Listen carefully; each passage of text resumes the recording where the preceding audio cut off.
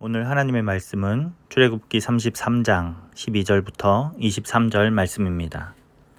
모세가 여호와께 아뢰되 보시옵소서 주께서 내게 이 백성을 인도하여 올라가라 하시면서 나와 함께 보낼 자를 내게 지시하지 아니하시나이다. 주께서 전에 말씀하시기를 나는 이름으로도 너를 알고 너도 내 앞에 은총을 입었다 하셨사온즉 내가 참으로 주의 목전에 은총을 입었사오면 원하건대 주의 길을 내게 보이사 내게 주를 알리시고 나로 주의 목전에 은총을 입게 하시며 이 족속을 주의 백성으로 여기소서. 여호와께서 이르시되 내가 친히 가리라. 내가 너를 쉬게 하리라. 모세가 여호와께 아뢰되 주께서 친히 가지 아니하시려거든 우리를 이곳에서 올려 보내지 마옵소서. 나와 주의 백성이 주의 목전에 은총 입은 줄을 무엇으로 알리이까? 주께서 우리와 함께 행하심으로 나와 주의 백성을 천하 만민 중에 구별하심이 아니니이까? 여호와께서 모세에게 이르시되 내가 말하는 이 일도 내가 하리니 너는 내 목전에 은총을 입었고 내가 이름으로도 너를 알미니라. 모세가 이르되 원하건대 주의 영광을 내게 보이소서.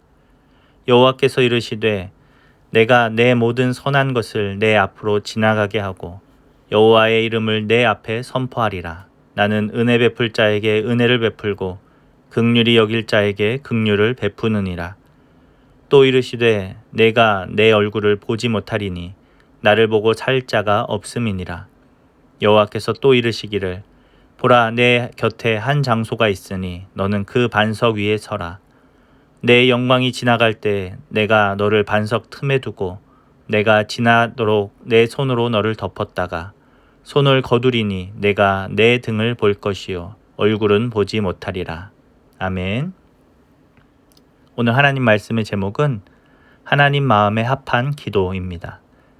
하나님께서는 이스라엘의 금송아지 숭배 사건으로 진노하셨습니다.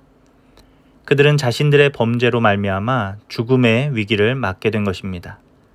그런데 그들의 지도자인 모세가 그들을 위해 기도를 했죠. 자신의 생명을 걸고 하나님께 그들을 긍휼히 여겨달라고 기도한 것입니다. 하나님께서는 그들을 향한 진노를 거두셨습니다. 그러나 마음이 완전히 풀리신 것은 아니었습니다. 하나님께서는 그들을 약속하신 땅으로 인도하시겠다고 말씀하시지만 하나님은 함께 가시지 않으시겠다라고 말씀하십니다. 그때 모세는 끝까지 하나님 앞에 나아가 자신의 백성들을 위해 기도하고 있는 것입니다.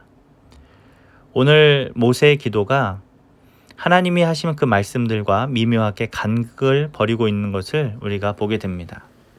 하나님은 이스라엘 백성들을 약속의 땅으로 들어가도록 하시겠다라고 말씀하셨죠. 그런데 하나님은 가시지 않겠다 하셨습니다. 사자를 그 앞에 보내셔서 그 길을 예비해 주시겠다라고 말씀해 주신 겁니다. 그래서 모세는 여기에서부터 하나님을 향한 기도를 시작하고 있는 것입니다.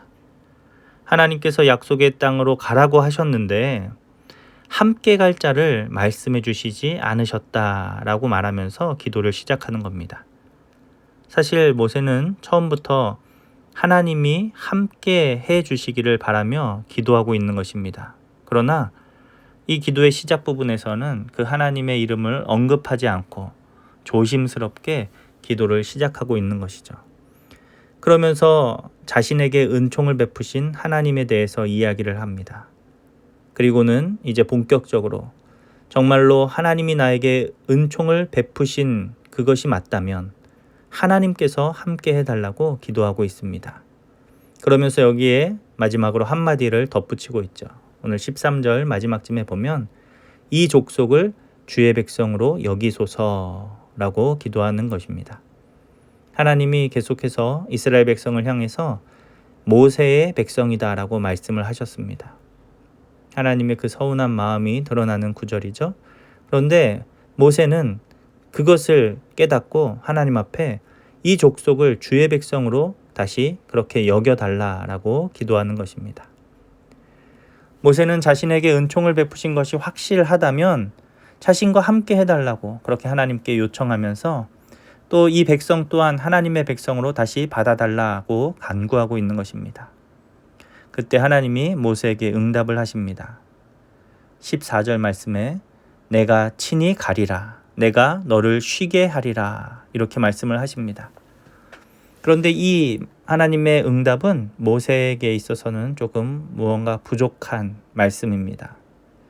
왜냐하면 모세의 관심사가 어디에 있습니까?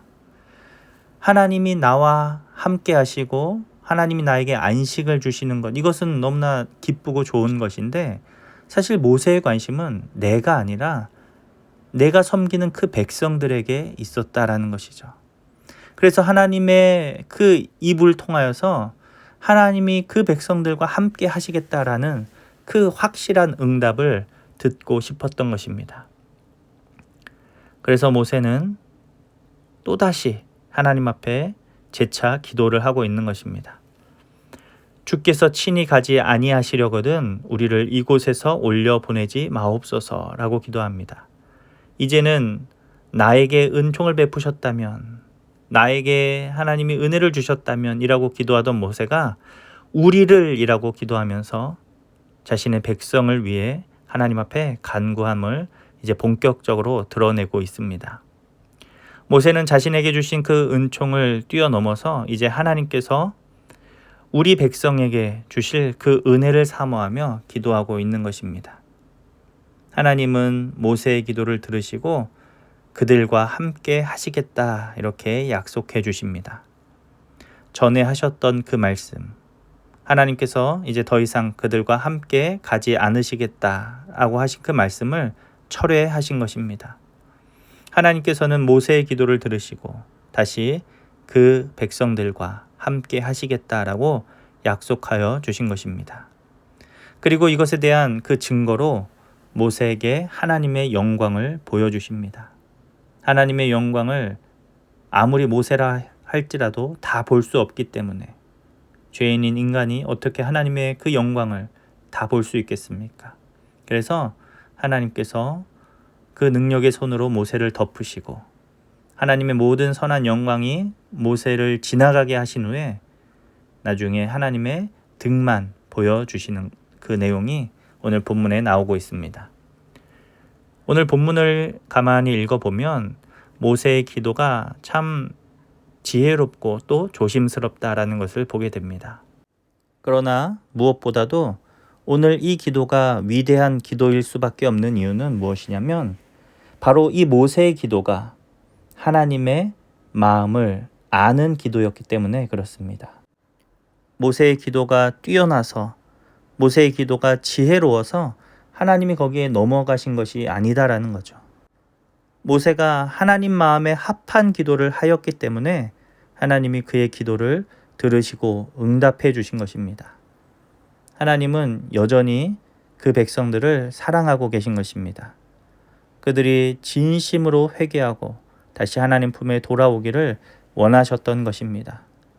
모세는 그 하나님 앞에 나아가 은혜를 구하고 하나님의 은총을 구할 때 그 모세의 기도가 곧 하나님의 본심이었던 것입니다. 사랑하는 성도 여러분, 우리의 기도가 능력의 기도, 응답받는 기도가 되기 위해서는 하나님의 마음에 합한 기도를 올려드려야 합니다. 그렇다면 우리는 어떻게 하나님의 마음을 알 수 있습니까? 하나님께서는 이미 성경에 하나님의 뜻과 계획과 그분의 마음이 무엇인지 다 기록해 주셨다라는 것입니다. 우리는 말씀을 통해서 하나님을 알 수 있습니다. 말씀을 통해 하나님의 마음을 알 수 있습니다. 그래서 우리가 그 약속의 말씀을 붙잡고 기도할 때 그 기도가 능력의 기도가 되는 것입니다.